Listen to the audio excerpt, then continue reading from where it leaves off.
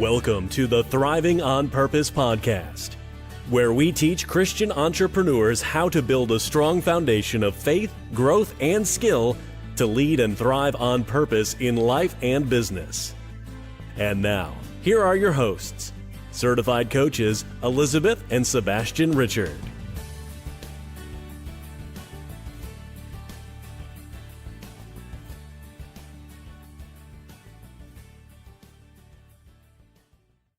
Hi everyone, we are back. January, I won't say the date. 7th. We're just starting the year and we promised we'd be back. Me and Liz have been listening to some amazing content. We are psyched.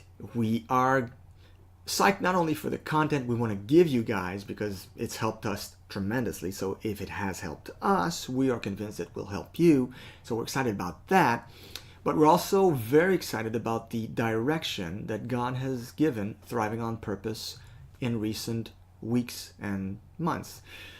We didn't tell you guys when we did our last episode. Was it, Liz, beginning of December we did the last one? Or end of November. Something like that. Yeah, it's been a long break. We didn't tell you guys, but we were kind of giving a different direction to our business. Just a slight rebranding. Nothing major. We're still called Thriving on Purpose. It still spells T.O.P, T.O.P, Top. The mountain is still our logo. But we kind of changed our tagline. Instead of the three words that were faith, leadership, and growth, which was kind of like our semi-tagline in the past, we've changed this to digging deeper to climb higher. And it's kind of a cool story how we came up with that. Because as we were thinking about how should we change that? What kind of tagline should we have to give more of a definition of what Thriving on Purpose is about? And I asked Elisabeth, I said, if we're going to adapt our branding a little bit more to who we are, I need to know I know who I am, but I don't, it's fun to hear it from someone else. So I asked her, what am I like? She says, well, you're kind of like the Indiana Jones of the Bible. She says, you like to dig. You really like to dig deep, sometimes annoyingly so. I said, you know what? I like that. Let's call ourselves the annoying ones. No, I'm just kidding. But I said, digging, that's really good. Maybe we should find something that has digging in it. But then you're like, digging your own grave, not good. So you kind of think about what you can get with digging. Well, digging for nuggets. Okay, nuggets of truth. Yeah, that's good. I like that. So then I came out, it just fell on me. And I think it was the Holy Spirit. I looked at Elisabeth and I said, I have it. And she goes what? I said, get this. Digging deeper to climb higher. And I just fell in love with it right away because it's kind of a contrary. When you're digging, you're not climbing. You're going deeper, you're going lower. But at the same time, when you're digging deeper in God's Word, when you're digging deeper in knowledge, in books, in good teachings and stuff like that, it does enable you to climb higher. So it's like a dichotomy between the two, but they go together so well. And Liz right away, and Liz, I've told you that in the past, she's my toughest critic. So if she says something is good, I know it's really, what she means is this is really great and it's going to blow people's minds, So she says, this is really good. I'm the one that's always pushing him to climb higher. Yeah, I don't need to be pushed to dig deeper. That's true. Climbing higher is more Liz's modus operandi. It's her MO. She likes to climb higher, but I love to dig deeper. So we kind of make a fun team that way. Exactly. Hey guys, as you know, it's January. It's the new year. By the way, we wish you a very, very happy new year. A blessed new year to you, all of our listeners. Happy New Year. And, as New Year comes around, it's pretty much something that a lot of people do. They make resolutions. New Year's resolutions. And I used to be one of those. I used to make resolutions, all kinds of resolutions. It's kind of funny for me because when I entered personal development, that's when I stopped doing resolution because I was like, all year, all I do is work on improving myself. So why would I make a resolution on just one day? Though for me, it was more like a way of life. And I'm hoping it's the same thing for you. You are in personal development. I don't think you should stop at one day in the year to improve yourself, okay? And that said, I want to give you some stats about New Year's resolutions, because it's kind of funny how people go, like they charge in the year, they're all pumped up in the new year, and they're like, oh, this year it's going to be different, it's going to be better, it's going to be this. And most of the time people don't understand that in order for their year to be better, they have to become better. So, and I hope that's not your case. If you're our listener, the chances are you're not one of those people. But if you are, you need to change that. You need to understand that if you're going to have a better year, you need to become better. You need to be a better you. Exactly. Okay. And we hear that stated by Jim Rohn a lot. If you want to accomplish more, you have to become more. And so a lot of people hear it, but they don't understand what that means, and they don't have any idea how to apply that to their life. Like, how do you do that? Do you read a ton of books? Do you make 100 resolutions? Like, what do you do? So this podcast is really going to give you some clarity on what that means to become a better you. Yeah, and by the way, the title of the podcast is Jonathan Edwards' Resolutions. We're going to get back to Jonathan a little bit later. And the subtitle is very interesting. I chose the subtitle, and I think it represents pretty much what we're trying to bring here. New Life's Resolutions versus New Year's Resolutions. They're very different. Because you see, as a believer, you were given a new life. So you entered a phase in your life where everything became new. We are new creatures in Jesus Christ. And we are called to renew our minds in Romans chapter 12. The renewing of our minds is very important. So all of this entails so much. And before I keep going, and I keep ranting and going too far ahead of myself, I want to give you guys some stats, okay, on New Year's resolutions. Statistics tell us that 156 million people make New Year's resolutions. On average, I don't know where they get that, but it's probably pretty spot on, I would say. And they also tell us that only 12% among the people who make New Year's resolutions see them through. Now that's 12%. Yikes. So between losing weight, making new friends, traveling more, or going to the gym, we find that for the most part, New Year's resolutions usually end up as failures for 88% among you. That's a lot. That's a lot. That's a high degree of failure, and it's also an indication that maybe New Year's resolutions don't work. Yeah, and we did a lot of research out there to just see, what's online, and every year it's pretty much the same thing that we see.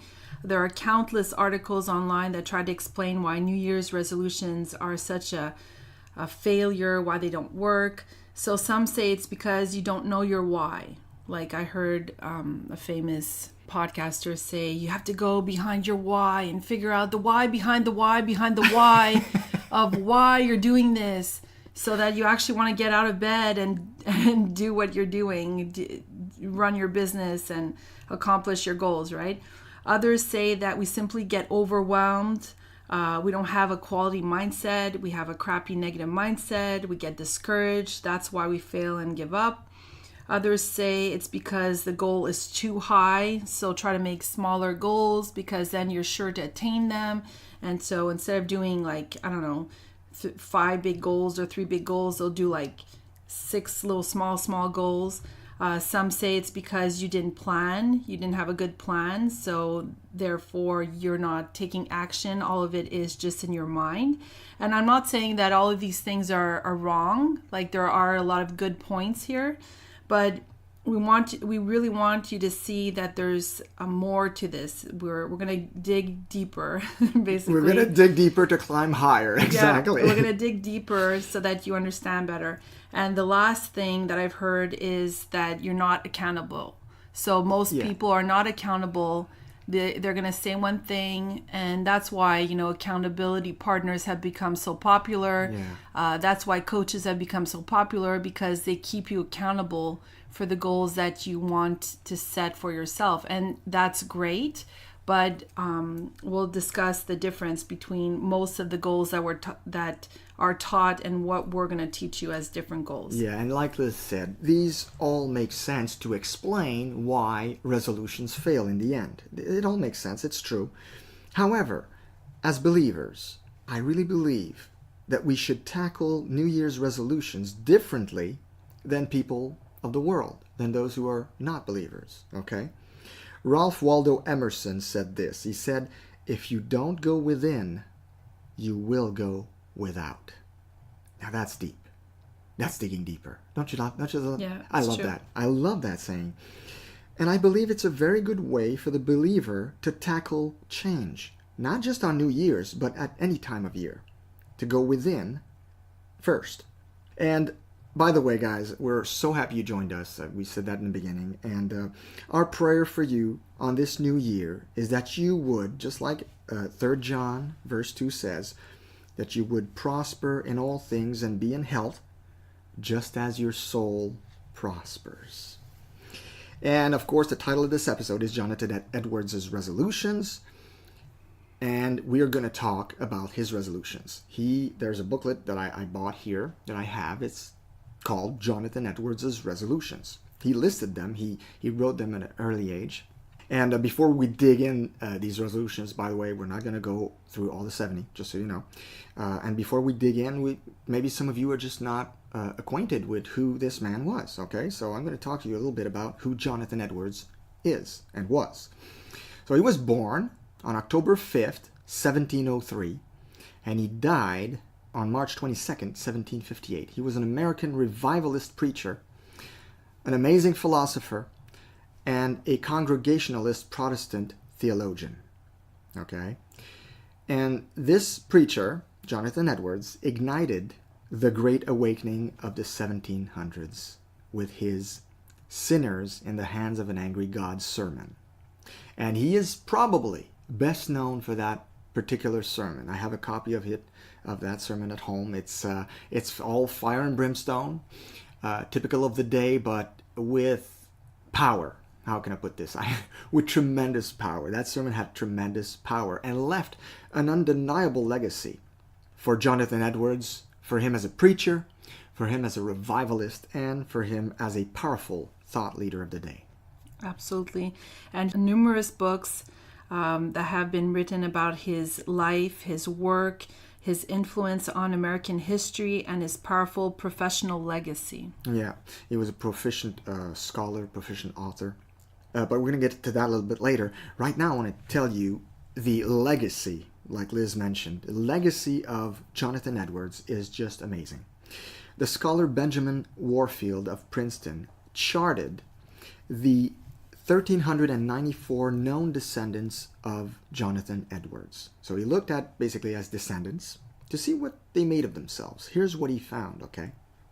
He found an incredible testament to Jonathan Edwards. Of his known descendants, there were 13 college presidents, 65 college professors, 30 judges, 100 lawyers, 60 physicians, 75 Army and Navy officers, 100 pastors, and 60 authors of prominence. There were also 3 United States senators, 80 public servants in other capacities, including governors and ministers to foreign countries, and 1 vice president of the United States. Now, when we talk about legacy, and you've heard us talk about legacy many times during our podcast, that's what we mean. Be so busy building a legacy that you won't be worried about if you have followers or not. That's what this man did. So such a legacy doesn't happen by chance. Okay? This incredible legacy is the result of one tremendously disciplined life.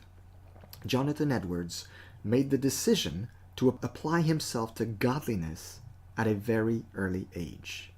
He once wrote his own, I guess you could call it a mission statement, if you will, and here's what he wrote, here's what he said. God's purpose for my life was that I have a passion for God's glory, and that I have a passion for my joy in that glory, and that these two are one passion. Now that's a powerful mission statement. Around age 19 or 20, while he was studying at Yale, young Edwards began writing his life's resolutions. And this became his 70 resolutions, which we're discussing today in this podcast, and we will delve into today. Now, you may ask, as you've heard me mention earlier that he was born in the 1700s, so you may ask the question, why resort to something that was written back in the 1700s in order to help us live our life today? That's an understandable question. It's even, I would say, a very good question. So to answer this question of yours that you may have, I will answer it in 3 points. Number 1, as a rule, I prefer learning from those who build civilization than from those who enjoy its fruit. In other words, I like old books, so sue me. Okay? Edwards lived in a very remote time, back in the 1700s. He lived between October 1703 and March 1758. Ben Franklin discovered electricity in 1752, so that puts us in context. And America declared its independence in 1776, roughly 20 years late after Edwards died. So these were revolutionary times in the U.S. when Edwards was an influencer. So keep in mind that Edwards at the time was a man of great influence. Okay? So today he might be foreign to you, but back in the day he was among the top thought leaders. Number 2, contrary to today's personal development teachers, Edwards' efforts centered on a higher degree of the mostly forgotten value of godliness over everything else. So unlike today's tendency, they weren't overly focused on outward productivity, but mostly on inward riches. Okay? Edwards goes inward. Hey, it rhymes. Huh, cool. Okay, Edwards goes inward. He chooses to build up his character from within rather than set goals exterior to himself. And I'm talking generally speaking here, because I also know and I read about Edwards that he enjoyed doing 1 hour of physical activity every day to work up a good sweat. He thought it was important to keep his body sharp also. And I don't recall reading that in his resolutions, but maybe it's there. Anyway, and another parenthesis I want to make. Today we're going to go only through 15 of those resolutions that we hand-picked, okay? There are 70 in all, and I have some really, really good news for you.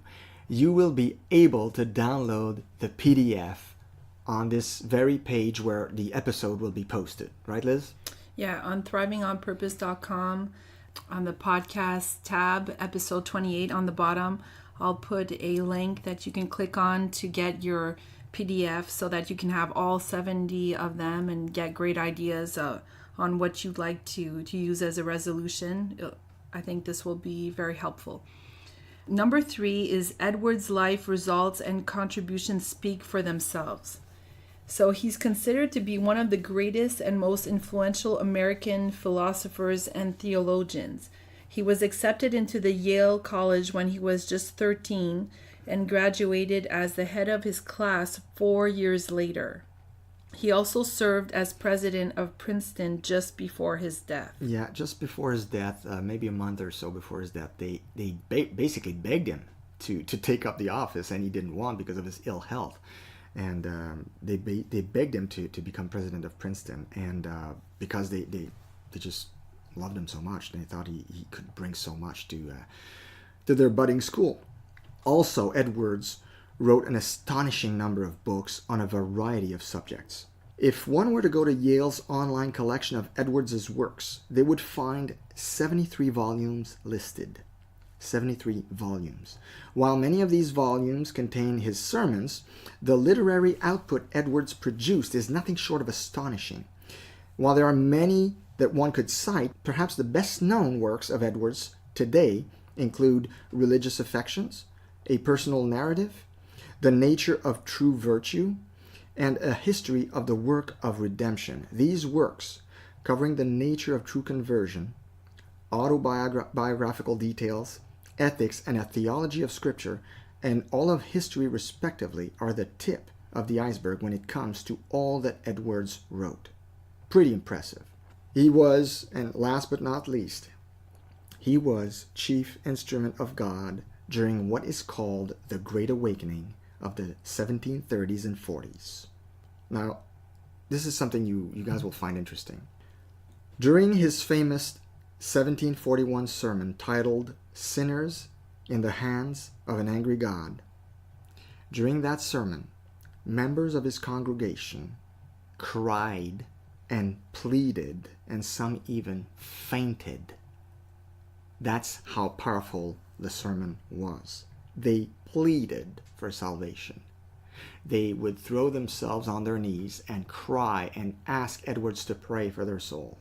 Now, and I want to emphasize here that it's not just the fact that Edwards was talking about fire and brimstone. What you need to understand is that was the power of God moving through Edwards. Edwards was so completely obsessed with holiness that God used him as a choice instrument of His grace to save people. And how do I know this? Very simple. You know how today we have amazing speakers, right? When you got like a Tony Robbins that thunders on stage at 6'7", is it 6'7" or 6'9"? Anyway, and he goes like, all those who hear me, all those who agree, say I, and everyone says I. Everyone says, like, you can't say no if you say. Or T.D. Jakes. Or T.D. Jakes with his thunderous, big chest and like thunderous voice. Or John Maxwell with his wit and humor. I mean, we have amazing speakers. And here's what you need to understand about Jonathan Edwards. He would show up to the pulpit with his notes, and he would read like this, kind of like a funeral director. So today I'm going to talk to you about the love of God, and here's what I'm going to say. So Edwards was not what we would call a gifted orator. Okay, he was not a gifted speaker, but the power of God was invested in him, in his person, and it just, the preaching, the word, when they came out of his mouth, did the work that they were supposed to accomplish. As a result, people cried, wailed, begged for God's forgiveness, and even fainted. So that's just to show you, on the one hand, the power of God, the power of a life invested in God, what God can do through a life that's fully invested in Him. But also, on the other hand, how much we give credence and importance to being a great speaker or being a great orator. Listen to me. If you are fully sold out to God, He will take your weaknesses and work them into strengths. And Exactly. you won't have to worry about, was I good? Did I do it correctly? Was that too low? Was that too high? Was it too... Exactly. You become a vessel that He can use. And He equips you with what you need. And that was the proof. So enough said about the sinners in the hands of an angry God. Hey guys, if you want to read that, I encourage you to go and read it online. It's all over the web. Just write sinners in the hands of an angry God on Google and it'll bring you to any place where you can read it. It's pretty powerful.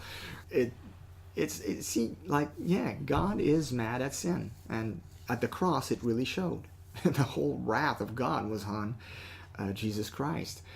And there's even a preacher who once said, and I thought he was right on, when he says, when you say you're saved, what are you saved from? People tend to answer, from my sin. No, you are saved from the anger and the wrath of an almighty and perfect God. That makes you see things in a different light, doesn't it? And that's what was on Christ at the cross, and that's what we're saved from. Pretty amazing stuff. Anyway, I don't want to go all theological here. So now I'm going to talk about the types of resolutions that we traditionally make. Okay, so the ones that we tend to do and that I have done in the past as well. And we're not saying these are bad things. We're just giving you an example of what I call more physical resolutions that we traditionally do. Okay, so we'll tend to go for things like double business revenues. So this year I'm going to double my business revenue. Exactly. This year I'm going to get more online reviews. So I'm going to work hard at getting reviews for my book, for example, or quit smoking, quit drinking. I'm going to lose weight, spend more time with friends and family, read more books, eat more healthy food, or stop eating junk food, learn to play an instrument, learn a new language, learn a new skill like social media marketing, meet new people. Maybe you're not social enough to your liking, so you want to meet new people. Maybe you want to travel more, do more vacations. So those can be all different goals that you have for yourself. Mm-hmm. Yeah, and these are all good things in themselves. I mean, there's nothing wrong with any of what Liz just listed, okay? So I just want to make that clear. And if you did make a resolution about that, I don't want to derail you. It's a good thing. All of these things we just listed are good. They're all good. There's only one little problem with them. They do not contribute much to your faith and your walk with God, from which will come true and lasting growth and results in your life. Okay, so these resolutions that we just listed, they are for the most part, like Liz said, exterior to yourself. They are outward goals. Okay, and when we work on our character, when we make the resolution, when we take a resolution to say, I'm going to work on my character instead, these other resolutions, like losing weight or quit smoking or make friends, usually take care of themselves. You see, a strong moral character, seasoned with the pursuit of God, will enable you to accomplish so much more every year than anything that is done outwardly in your own strength as a New Year's resolution. Okay, let me repeat that. A strong moral character, seasoned with the pursuit of God, will enable you to accomplish so much more every year than anything that is done outwardly in your own strength as a New Year's resolution. So, like I mentioned earlier, we picked 15 from Jonathan Edwards' 70 resolutions. And as we go through the 15 that we're going to talk about today, you're going to see to what depth this man of God desired to go. And this, as we mentioned also earlier, it goes very, very well with the values we espouse here at Thriving on Purpose, which are best summed up by our tagline, digging deeper to climb higher. And Edwards dug deeper. He was a very, very deep man, okay? I could only wish to be a third as deep as he was, okay? And as I read through Edwards' resolutions, I realized that any one of those is not only a challenge, but would actually contribute a great deal to building up godly character. So as we go through them together, you might find yourself wanting to make some of these resolutions your own. And whether you choose one of them to emulate, or 35, or you want to go with all 70, we applaud you for it. Personally, I would go with 1 or 2. I think 70 might be a bit rough. But still, we applaud you. I was blessed to find a website that posted the resolutions in modern English to make them easier to grasp, because Edwards wrote in an older English, which is most of us are not familiar with. So it was kind of hard, and I found a website, and that website will be listed in the document, the PDF, if you guys want to go get the PDF to have all 70 resolutions and basically a summary of what we're talking about today. So we're ready, and we want to dig in. So Liz is going to be reading the resolutions, and we're going to comment after. Okay, so the way it's very interesting, because the way in his book he writes, he says resolved. So in his mind, there is no try. It's a decision that he's already made, and it is resolved. I like how you say this. There is no try. You do or do not. Exactly. So it's really interesting because he's already determined and it's already resolved. So every one of these resolutions starts with resolve. So what I think is interesting here is, like, instead of saying, I make the resolution of, no, he says, this is resolved. In other words, it's a done deal. I ain't going back on my decision. It's resolved. Exactly. Or like a lot of people say, I will try to hit the gym twice a week. Yeah, you will fail. That's what's going to I will happen. try If you will try, you will fail. I will do it 2 weeks and it's over. Okay, so the first one is, I will do whatever I think will be most to God's glory and my own good, profit, and pleasure for as long as I live. I will do all these things without any consideration of the time they take. Resolved to do whatever I understand to be my duty and will provide the most good and benefit to mankind in general. Resolved to do this, whatever difficulties I encounter, and no matter how many I experience or how severe they may be. Wow. Just that one, guys. If you want to take that one and run with it this year, you could potentially change the world. I mean, just take the meat that is in that one resolution. Yeah. It's astounding. So basically what he's saying is, with all of the strength of my will, I will do everything in my own power, according to God, to what strength God will give me, to do what will provide the most good to mankind in general. Wow. It's like, this is saying like, okay, I'm going to be a vessel for God. Whatever he wants me to do, I will do. I will not for God's glory. For God's glory, I will not stray from it. Whatever difficulties I encounter, I'll keep trying and doing, and no matter how severe it gets, I will make. It's basically a life's purpose. It's like saying, I will give myself as a sacrifice. You know, that's like saying my life will become a sacrifice for the betterment of mankind.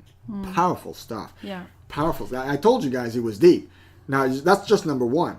That's just number one, okay? But it's a whopper. I gotta admit, it's a whopper, this one. Okay, so number 5 is never lose one moment of time, but seize the time to use it in the most profitable way I possibly can. Wow, again.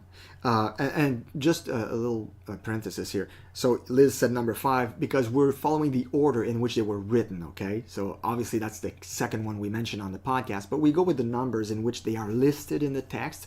So if you want to refer to them, or if you jot them down and you want to find them again in the document later on when you print it out, you'll know where to go.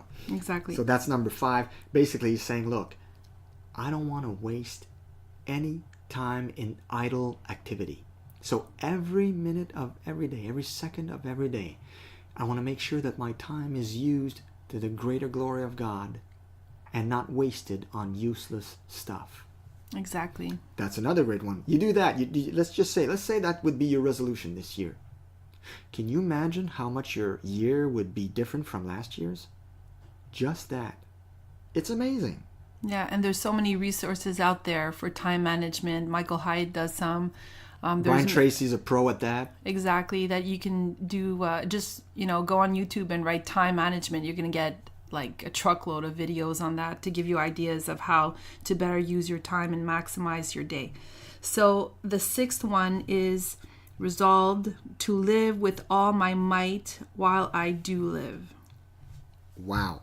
Again, to live with all my might while I do live. Hold nothing back, embrace life fully, treat it as a tremendous gift, and live my life fully while I do live.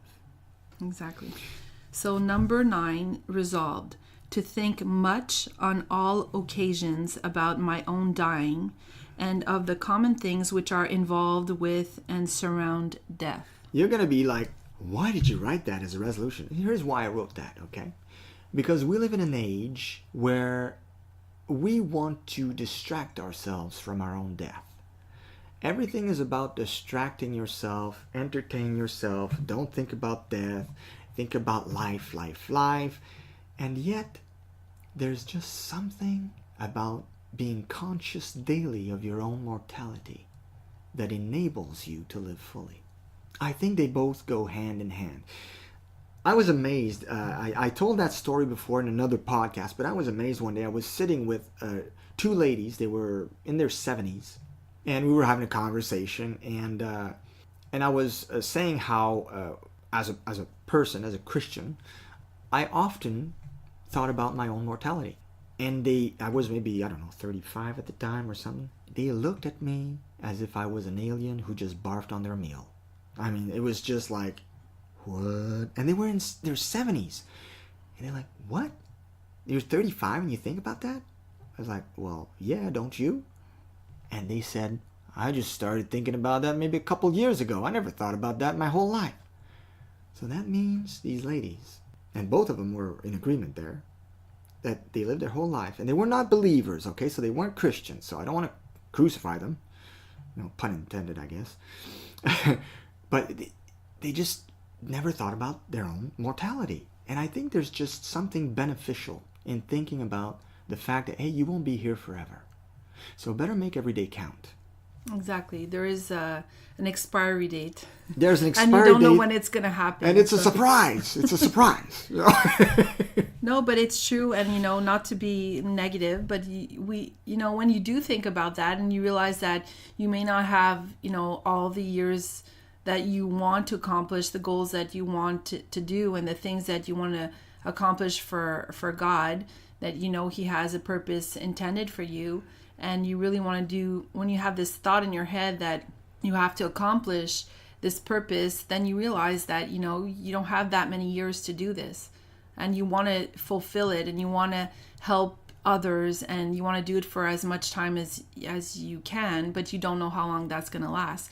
If you're not aware of death, if you're not thinking about it ever, then you just are moving like a turtle. You just okay, eventually I'll get this done, eventually, like there's nothing pressing you to move faster, and next thing you know, you wake up and you're like, wow, I haven't done anything for 10 years. Yeah, and also... that's what happens. Like the middle life crisis, that's exactly what happens to people. Yeah. They're like, wow, I'm 40 and I've done nothing, that betters anyone's life. I'm not making a difference. No one really cares if I'm gone. Yeah, and you bring up a good point, but also on the same token, I think when you think about your own death, you become more aware of other people's own death as well. Mm-hmm. And when you become more aware of other people who will die, guess what it does when it comes to sharing the gospel and talking about God? It gives you more of a sense of urgency. This person that's here in front of me today might not be there tomorrow. Recently a friend of mine that I work with had a heart attack, and made me realize the urgency of sharing the gospel with him. And that's the way it is, right? When you become more aware of other people's mortality, your own, it gives you more of a sense of urgency to share God with other people. Exactly. Number 13, to be endeavoring to discover worthy objects of charity and liberality. So what does that mean? Basically, what it means is Edwards was always like a predator when it came to finding people to whom he could give to. People or causes he could generously give to and contribute either time or money to. So he's like a do-gooder predator. It's like, who can I help today? How can I help today? Who can I bless today? What ministry can I give to today? That's the way he was approaching charity and liberality. Number 15, resolved. Never to suffer the least emotions of anger about irrational beings. This one makes me laugh. Never to suffer the least emotions of anger about irrational beings. So basically what Edwards is saying is if you encounter someone who's stupid, don't get mad. Don't get angry at stupid people. It's not worth it. But he wrote it in such a way that, it sounds so polite and proper. And yet, at the same time, that's basically what it means. When you meet someone who's irrational, who says that 2 + 2 is 5 or 3, don't become angry at those people. To try to prove your point. I've met a lot of people that just have to prove their point. Yeah, and in French we have an expression that says, c'est pas nécessaire de perdre la raison pour avoir raison, which means basically don't lose your reasoning in order to be proven right. It just doesn't go together. So you're gonna meet lots of these people, and that's fine. That's part of life. That's the spice of life.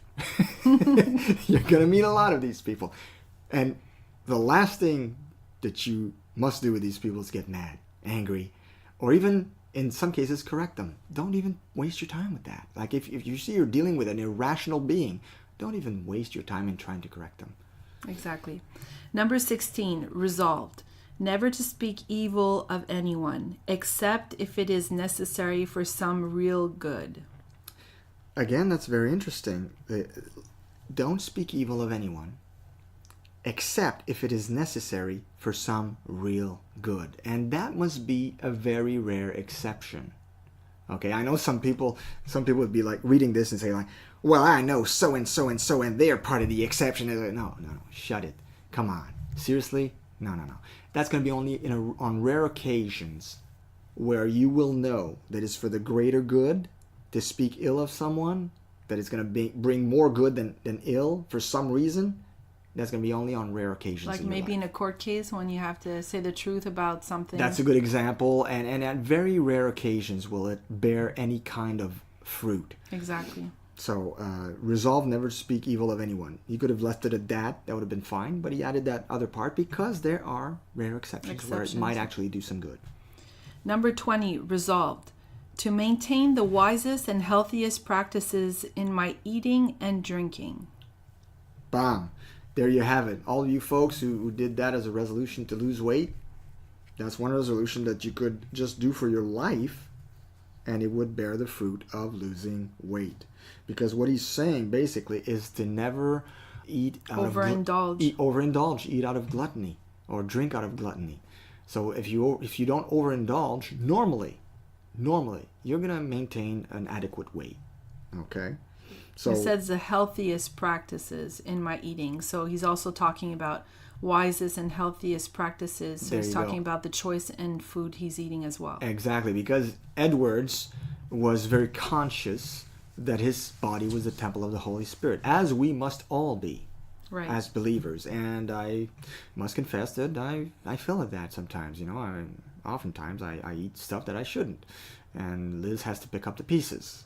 We all fall into that. Then I get it's a kind headache of hard. or something, and she's like, "Oh no, I'm stuck with the 3 kids. Thank you." Yeah, or it's hard sometimes. We tend to eat more of something that we really enjoy, right? So we have to be conscious of that and try to make healthier decisions and not overindulge. I think that a lot of people, tend to think like if that's going to be their last meal. Sometimes, it's true. It's like, I'm never going to eat pizza again. Especially in the holidays, right? We just went through the holidays, and that's a period of time when people really overeat. When am I going to eat turkey again? So I have to have a second plate or whatever. Anyways, those are just examples, but it's really hard sometimes to accomplish. But if we try to use this as a resolution, it is a wise resolution because obviously it will eliminate the problems of losing weight, right? And maybe heart attacks and whatever else. So number 22 is resolved to endeavor to obtain for myself as much happiness in the world to come as I possibly can. To accomplish this, I will use all the strength, power, vigor, and vehemence, even violence, I am capable of or can bring myself to exert in any way that can be thought of. So you see, Edwards is saying, I want to amass treasure in heaven. Okay? I don't want to amass treasure on earth, where moth destroys and rust destroys and thieves break in and steal, like Jesus said in the Sermon on the Mount, but I want to amass treasure in heaven. So, in order to do this, okay, I will use all the strength, the power and vigor and vehemence, even violence I'm capable of, or can bring myself to exert in any way that can be thought of. That comes down to when Jesus says, if your right eye is preventing you from entering heaven, then tear it out. Or if your right arm, or your right hand, cut it off. So in other words, he was saying, like, do yourself violence in order to live a godly life. That's what Edwards was willing to do. He took that passage and he said, I'm going to make that. So what does that look like in today's world? Whew, good question. I would think it doesn't look much different than what it did back in Edwards' day, really. No ill speaking of people, always watching your tongue, watching the company you keep, making sure you live a godly life by not overindulging, by not looking twice like Job said, on a virgin. Stuff like that. There's stuff keeping your way pure. Okay. And the way to do that is obviously meditating on God's word day and night, right? Right. Number 26, resolved to oust away anything I find that diminishes my assurance of God's love and grace. I thought that was very powerful because Elisabeth and I these days are doing some studying about God's goodness in the scriptures. And we've really become convinced that God is good all the time. And I know it's a cliche in Christian living, God is good, and the other one person says all the time. Yeah, we say that all the time, but we don't really fully understand it. And Edwards really wanted to stay assured of God's love, and every thought that came to his mind that contradicted that, he would cast away. He said, that is not of God. That thought is not of God. And just like, get rid of it. Get rid of it. Because I know that God loves me. And I know that God has only love and grace for me. So he would keep his mind, his head on his shoulders, his head straight in that way. He wouldn't have any corrupt thinking about his Creator and his Redeemer. Exactly. You would get rid of all the doubts that come in his mind. Exactly. Because sometimes life circumstances can bring us the doubt of God's love. I mean, let's face it. Sometimes we live through difficult times, difficult things, difficult circumstances that make us doubt. And the enemy loves those moments where he just like piles it on. And then you start doubting of God's true love in that moment. And that's when you fall into corrupt thinking. Exactly. So number 28, resolved to study the scriptures so steadily and so constantly and so frequently that it becomes evident, even obvious to myself, that my knowledge of them has grown. So basically, this is Edwards' way of saying personal growth will be done for me through constantly absorbing, studying, and meditating on scriptures. So he made it a resolution to always grow in the knowledge of God's word. Right. Make that a part of his life. Number 37, resolved to inquire every night as I am going to bed, where I may have been negligent, what sin I have committed, and how I have denied myself. I will also do this at the end of every week, month, and year. So that's basically self-awareness. Making yourself accountable to how you conduct your life. So every night, he says he does it every night. He looks at the day he just went through and looks where he might have committed a sin or just used his tongue in the wrong way by using the wrong words, saying bad things or whatever, or offending people, or was he negligent? Whatever he has done that might have kept him from the holy path that God has for him. He does that every night, every week, every month, and every year. Exactly, which is good practice. Good practice for all of us. Yeah, absolutely. Number 52, resolved. I frequently hear persons in old age say how they would live if they were to live their lives over again. So, resolved that I will live just as I can imagine I shall wish I had done, supposing I live to old age. So what he's basically saying is oftentimes, and it's true, I mean, this is still going on today, we hear people in their old age talk about, I wish I'd done this differently, I wish I'd done that differently. And so basically he's saying, look, I don't want to be one of these old people. And I'm not criticizing you if you're older and already you've done that. But for Edwards, this was something that he didn't want when he would grow old, have too many regrets. He wanted to make sure that he would live daily in such a way that at the end of his life, he would look back and say, you know what? I wouldn't do anything different. I'm very proud of the way I've lived so far. It hasn't been perfect, but looking back, I wouldn't change a thing. That's, I think, the best way to live. Right? Absolutely. And like when we were talking about the difference between the physical resolutions and these new life resolution, working on your character, on your righteousness, on your godliness, all these different ideas of how you can apply these things to your life, makes you to have a good character and become a better person, a better husband, a better wife, a better father, a better mother. And down 10 years down the road, applying some of these things in your life will make you into something better. And, nobody on their deathbed is going to say, it was such a great thing for me to lose 20 pounds. And I'm so glad I did that during my lifetime. And, that's a difference, working these types of resolutions make a difference so that when one day you do, I don't know, however you would pass away, but I'm just saying, like, you're at the end of your life, you look back at these moments and at these years, and you say, wow, I've come a long way. Yeah. I'm glad that, from where I started and where I'm at now, I feel like there's a sense of accomplishment of what I brought to the world and what I've become and what I've left as a legacy and what my family thinks of me. All those things are important. They matter more than the physical other goals that we were mentioning that are mostly revolved around yourself and don't really affect anybody else. And these other goals, like we mentioned before, I think they're a byproduct of building up godly character. I think if you really focus on building up godly character daily, these other goals that we tend to set for New Year's, these other resolutions that we tend to have, making more friends or traveling more, which requires more money, which requires more success, all these things will be byproducts, I believe, of building up that godly relationship with God and godly character and endeavoring to work yourself from within. Exactly. Number 67, resolved, after afflictions, to inquire in what ways I am now the better for having experienced them.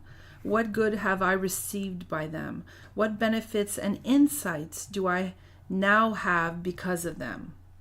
Now that's a powerful one. Just that would make one heck of a resolution. Right. Because every year we have either moments or tribulations or that last a bit longer than moments or difficulties and all kinds of trials. Every year we have those, and if we're able to take all the good that comes from it. In hindsight, it often happens in hindsight because when you're in it, you don't see it. Yeah. But afterwards, being able to reflect and look back and being able to gain from that. John Maxwell says, people tend to say that experience has value. He says, no, experience has no value. Evaluated experience has value. Yeah, he's a big teacher of reflecting and really thinking about what you could change and, what you've gone through and how you can make it better, any downfall or any experience that's negative, how you can get the good from that and see how you can change things and how it affected you in a certain way and how you can make it better in your life. And that requires two things, humility and also wisdom, which we often lack, which we can ask God to give us. So, Lord, what can I learn from this experience? What can I learn from this hardship that you just made me go through? And I thank you that I'm out of it now, but I want to understand what this has brought to my life and what value and what I can do with this now. Exactly, because you can go through your life and at 75 and haven't gotten any wiser because you've never stopped and reflected on evaluated experiences, on the things that life has shown you that you learn from. Makes you wiser when you stop and think about them and see how you can modify things or change, learn from them, and see the good in certain things, even if it's hard sometimes. So the last one is number 70, resolved. Let there be something of benevolence in all that I speak. So again, great resolution to have. To say, like, if you were going to say this year, and everything that I'm going to say has to have some positive. I don't want to speak negative. I don't want to speak anything negative. If I have something bad to say about someone, I'm just going to shut up. If I have something good, I'm going to say it. If you were just to resolve that, if I was just to resolve that, then come to think of it, it would change my life. It would change your life. It's a really, really good way to speak, to only speak good things. That help and uplift people and do good to somebody. Yeah, and and sometimes it can be a small thing. It could be that you're getting a coffee and you see that the lady's really stressed out and she's new and you just compliment on her, trying to do her best and that there's no stress. And I've done that many times when I see the person's just like stressed out and everybody's looking at them and they just feel like they just want to crawl under the cash, and you just kind of, ease it up and say, hey, no problem, no rush. And, you you're doing the best you can and whatever, just like something positive. And the person all of a sudden just stops and goes, okay, I can breathe now. And then sometimes is it doesn't happy take and has a much. smile. Sometimes it doesn't take much. When you see a person stressed out, just say, hey, you have really nice shoes today. I'm kidding. I'm just or joking. It's something, that you see a quality in a person and, you mention it and it uplifts them. It's just a nice thing to do. You have a nice smile when you're stressed. You can say that. Stop it. I'm going to stop it. So there you have it, folks. We took out 15 of them. 15 of Jonathan Edwards' 70 resolutions, which you can download, and I hope you will, on our website for episode 28, the resolutions of Jonathan Edwards. Just go at the bottom and click. What is it? What are you going to click? Let's download. Yeah, the download the button. PDF. Just pop in your email and you'll get it sent in your inbox. Yeah, there you go. And I encourage you to do so. It's really something to read. It's very beneficial to your soul to read stuff like that, because we don't read stuff like that anymore nowadays. We read some other stuff. There's other stuff that's good. But like I said earlier, I like reading from people who built civilization rather than those who enjoy its fruit. So in my opinion, the depth and scope of these resolutions put to shame many of the motivational garbage of our day. And let's be honest, there's a lot of motivational BS out there today. Mm-hmm. You have to sift through to find the good from the bad, right?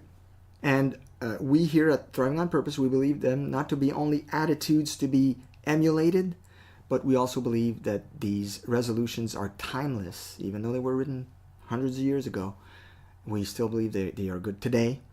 And we also believe they are universal. Wherever you may live in the world, they are good for anyone living in the jungle, living in the city, living in the country, living in other countries. It works for every human being. So let me ask you a question as we end this podcast. Did you, at the beginning of this year, make an outward resolution? Or are you, like our friend Jonathan Edwards, inwardly resolved? The choice is yours, and so will be the results. So concluding this podcast, we really hope that this is going to help you become a better version of yourself, start strong, build a great foundation for 2019, to make an impact, to build a legacy for years to come. So we hope that this podcast has really helped you to do that. And it's great to be back, guys. We're so happy to be back. Exactly. So this year we're going to really be helping you to dig deeper, to climb higher, so that you have that success, that legacy, and that you're closer to God and you build a life and business that you love. So as always, be blessed and thrive on. Thanks for listening to the Thriving on Purpose podcast. Be sure to visit thrivingonpurpose.com to access the show notes and to discover more fantastic content. Until next time, be blessed and may you thrive on purpose.